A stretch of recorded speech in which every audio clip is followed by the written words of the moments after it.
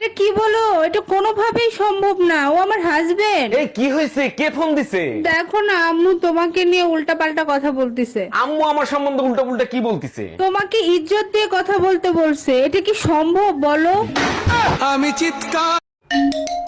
Hello. Hello, কেমন আছেন আপনি? যেখানে রেখে গেছো তুমি সেখানেই পড়ে আছি আমি। তারপর বলেন, আপনি বিবাহিত না অবিবাহিত? তোমাকে পাইনি তাই বিয়ে করা হয়নি। আর তোমার? বাসায় আসো, বেলনের বাড়ি খাইলেই বুঝতে পারবা।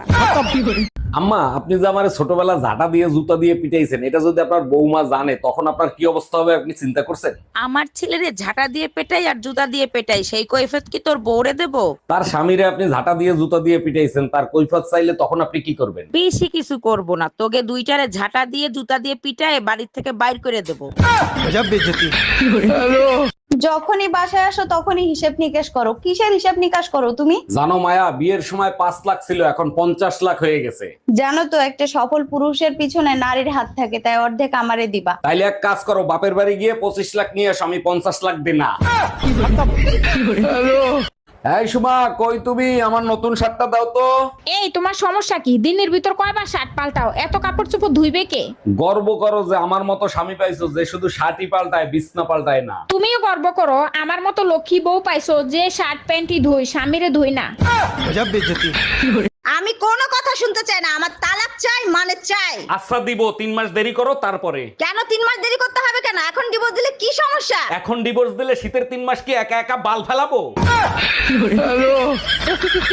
তোমাকে কতবার বলছি ঘরের ভিতর যতক্ষণ থাকবা পা কাঁপাবা না, এতে অশান্তি আসে। তোমার থেকে বড় অশান্তি এই দুনিয়াতে আর আছে যে আসবে? এই অসময় আবার কে আসলো? দেখো তো দরজা খুলে। অসময় কে আর আসবে? খয়রাতি আসছে। খয়রাত দেবো না, মাফ করেন। জামাই দরজা খোলো, আমি খয়রাতি না, আমি তোমার শাশুড়ি।